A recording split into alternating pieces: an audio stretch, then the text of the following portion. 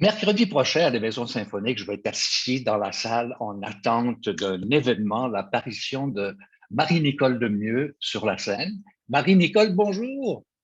Bonjour! Quel plaisir de se retrouver après ces 2 années un peu, bon, comme ci, comme ça. Mais là, c'est pour un concert absolument magnifique. C'est le Gala de la Terre et la troisième de Mahler. Et il y a toutes sortes de très belles raisons pour lesquelles ce concert a lieu. Mais j'aimerais savoir où vous en êtes là. Êtes-vous prêt? Est-ce que vous êtes en train de travailler là-dessus? Là, j'ai répété de mon côté. Je me suis remis les mouvements dans la gorge, mais on commence à répéter lundi. Lundi, je fais Sérieusement. répétition. Oui, exactement. Avec Nicolas, le chœur et l'orchestre. On va justement voir l'orchestre de Nicolas. Parce Oui. qu'il faut dire que Nicolas est dans l'air du temps. Il est devenu une espèce de vedette du monde de la musique classique. Et je trouve ça absolument fascinant. Et ça, c'est sa belle gang. Oui, le Québec est une terre de talent. Hein? On le sait, per capita, on a vraiment un niveau assez exceptionnel. Puis Nicolas, c'est vraiment une belle, avec raison. Là, son succès est mérité. Pour avoir chanté avec lui, là, ça va faire la 3e fois que je collabore avec lui. Et puis, il y a vraiment un superbe instinct. Puis il a le fun. C'est agréable de travailler avec lui. Puis, il y a une belle Mais écoute. c'est quoi sa grande qualité à Nicolas Ellis, selon toi? Moi, c'est son écoute, son attentivité. Par exemple, j'ai fait du bel canto avec lui, du Rossini, puis on a fait du Mozart. Et c'est quelqu'un qui est vraiment réactif, qui est avec le chanteur, puis il le suit. Je veux dire, il est là, on peut compter sur lui. Et ça, c'est merveilleux, là. Je sais que les gens de l'Orchestre métropolitain sont ravis de travailler avec lui aussi à l'occasion. Oui. C'est vraiment un être d'exception. Alors, il y a Oui. moyen de partir de Dolbeau dans la vie puis se ramasser sur toutes les scènes du monde. Hein? C'est ça que tu es en train de dire? Et oui, puis en plus, c'est ça, c'est vrai, c'est pareil dans le Quatuor Alcan. C'est ça qui est Ah, fantastique. Encore quelqu'un du Saguenay-Lac-Saint-Jean.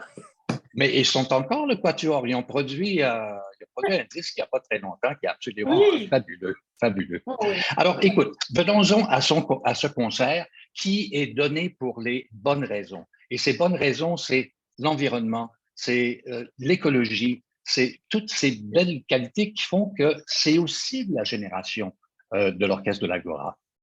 Absolument. C'est des enjeux qui sont réels et qui sont urgents. Et puis, c'est vrai que les jeunes, en tout cas, je m'inclus encore là-dedans. Il y a vraiment une urgence à agir. Il y a une urgence à agir. Puis, c'était vraiment, pour moi, c'est important de participer à des événements comme ça. Puis c'est de prendre part aussi à l'enjeu planétaire. Puis, sinon, c'est bien, c'est utile. Voilà. Marie-Nicole, tu ne seras pas tout seul sur scène. Hein? Il y a comme 200 musiciens, chanteurs, des choristes. Il y a l'ensemble Gaïa, il y a les petits chanteurs du Mont-Royal, il y a En voulez-vous, en v'là. Alors, j'imagine Ça, que d'être... c'est Mahler. Voilà. Gustave Mahler a toujours aimé des choses grandioses. Et puis, il va y avoir du monde. Mais ça doit être en même temps très excitant pour une soliste comme tu l'es dans ce concert-là, d'être appuyé, d'être, mettons, baqué par l'ensemble de ses voix et ce jeune orchestre. C'est toujours, surtout dans cette symphonie-là, non, c'est toujours un sentiment très agréable de plénitude quand on fait partie d'un projet, quand on fait partie d'une symphonie. J'adore le fait de chanter justement avec un orchestre, avec un chœur. C'est comme si ça décuple les forces et ça diminue l'ego. et, et c'est agréable parce qu'on vient tous ensemble unis pour une cause. Et la première cause étant la musique, le compositeur, mais là, en plus, on est réunis pour une cause juste. Alors, c'est très agréable. Chanter, par exemple, le dernier mouvement avec un chœur d'enfant, c'est toujours... moi, ça m'emporte. Ça m'emporte. C'est Puis là, magique, ça va c'est aussi. magique. Oui, tout à fait, avec des jeunes. J'espère juste être à la hauteur. Dans ce temps-là, je me dis, j'espère juste être à la hauteur, Ah, puis come on. influencer, puis d'être aussi influencé, puis qu'on puisse faire un bon Ah, spectacle. alors, parlons de la troisième. Qu'est-ce qu'il y a de particulier dans cette? On connaît la cinquième, on connaît etc. Et la troisième, À la troisième, c'est particulier. C'est chaque mouvement a un thème. Donc, là, je ne les ai pas dans l'ordre, c'est terrible. Il y a ce que la forêt me dit, ce que me dit la terre, ce que me dit l'homme, ce que me dit. Est-ce que tu es ici par cœur, là? C'est ça, mais chaque, en fait, c'est décortiqué. Il y a un thème à chaque mouvement. Et donc, moi, quand j'arrive, c'est l'homme. Et d'ailleurs, je chante Au Mensch. C'est un texte qui est c'est très lent. C'est très lent, c'est dans l'introspection. C'est des phrases courtes. C'est quasiment comme des mantras. Ô Mensch, ô homme. Puis à un moment donné, ça dit, tu souffres, le monde tif, sombre, ou tif, ça peut être profond, et la douleur, euh, euh, en tout cas, là, je n'ai pas ma traduction, ça n'a pas de bon sens. J'aurais pu me préparer, hein, d'avoir un beau petit texte. Mais tout ça pour dire que ça oui. représente, en fait, ça, c'est ce que me dit là, ça parle tout le temps du mystère de la souffrance. C'est toujours récurrent chez Mahler. Et donc, chaque moment, je sais qu'il y en a que c'est ce que me dit la forêt, ce que me dit le soleil et tout ça. Ouais. Et à la fin, c'est comme ça part avec un chant avec des enfants ou des femmes, un chœur de femmes ou d'enfants. Et là, bim, bam, des petites cloches qui sonnent.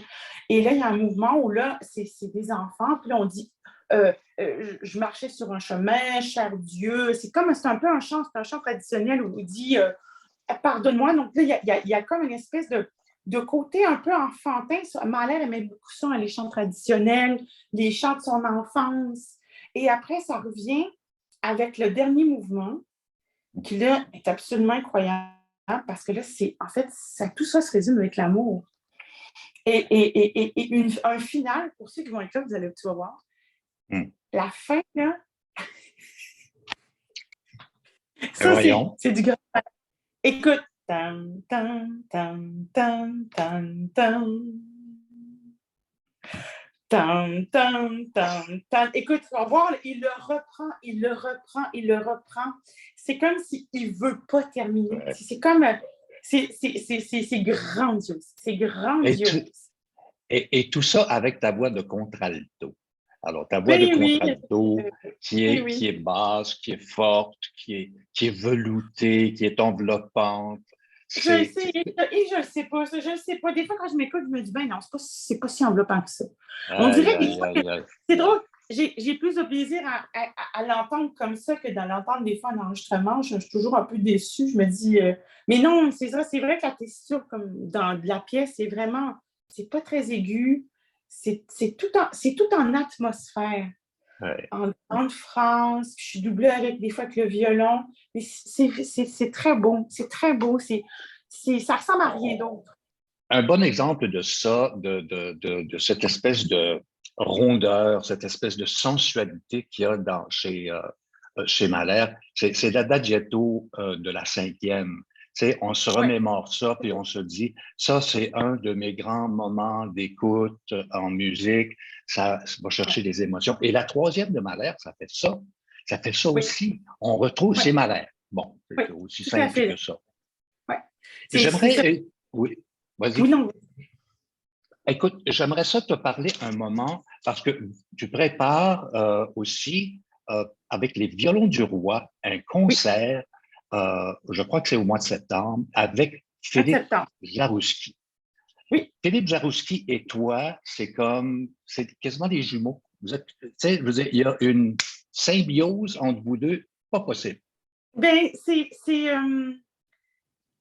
comme, ça ressemble à ma symbiose avec Karina Gauvin. Oui. Il y a quelque chose qui se passe comme avec Philippe Jarouski. Je pense que c'est parce que, je ne sais pas pourquoi ces personnes-là, on est tellement différents, puis en même temps, on se rejoint. Et puis, c'est toujours particulier parce que, surtout avec Philippe Jarouski, on partage quand même le même répertoire, souvent. Voilà. Donc, c'est plus compliqué de trouver, évidemment, dans le baroque, on trouve, mais c'est pas évident de trouver des choses qu'on peut chanter ensemble. Mais quand ça marche, c'est fantastique. Je pense qu'au départ, ça vient aussi d'une grande amitié entre nous. C'est un grand musicien, Philippe Jarouski. C'est un chanteur, un musicien exceptionnel. C'est vraiment pour moi, c'est un être d'exception. C'est quelqu'un qui est brillant, là. Puis quand j'ai rencontré, je me rappelle, il pensait que sa carrière allait durer 10 ans, puis finalement, ça fait 20 ans qu'il chante toujours.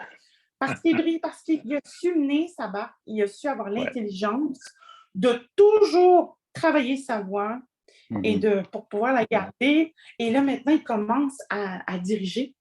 Il commence à faire, il a fait un opéra, il a fait Jules César, et il remporte plein de succès, et ça ne m'étonne pas. C'est un être qui est travaillant. Un être d'exception. Oui, tout à fait. Disons-le, là, bien humblement, disons-le, c'est un être d'exception. Et d'une drôlerie et d'une caméra. On a du fun ensemble. Mais être avec Marie-Nicole, puis pas avoir de fun, il faut vraiment être dans la misère. Donc, franchement. Alors, c'est un concert... J'allais dire, ou bien c'est parce que la madame ne file pas. Je ne suis pas toujours de bonne humeur, là, je vous rassure. Là. Non, mais là, la caméra est allumée, là. Alors, écoute. Non, mais c'est un concert, Marie-Nicole, c'est un concert qui est très, très attendu. Mais revenons à nos moutons. Et je vais mettre, si tu permets, l'image de ce gala de la Terre pour les enfants. Bon, on a dit qu'il y a des chœurs d'enfants, on va bien les entendre, et que c'est aussi sous la direction de Nicolas, c'est son orchestre, c'est sa formation, c'est l'orchestre de l'Agora. Et puis, c'est un projet magnifique, c'est en plein dans l'air du temps en même temps. Et je suis tellement heureux, Marie-Nicole, que tu aies accepté d'être la soliste de ce concert. Ça va comme les doigts de la main pour moi. Mais en tout cas, j'espère que ça va bien se passer. Moi, je suis très contente, puis de pouvoir être là. Parce qu'avec ma vie de fou, des fois, je ne suis pas toujours là. Il faut avoir voyagé avec toi pour le savoir. Oui. Oh, Seigneur! Hey, Marie-Nicole, merci beaucoup. Tu as été très généreuse encore une fois. Merci, Winston. On t'enverra. Chercher le ça m'inquiète parce que je ne veux pas te dire de bêtises. Puis là, c'est ça, je cherchais sur j'avais sur les mouvements. Voilà, c'est ça. J'avais les mouvements, je sais, c'est ça.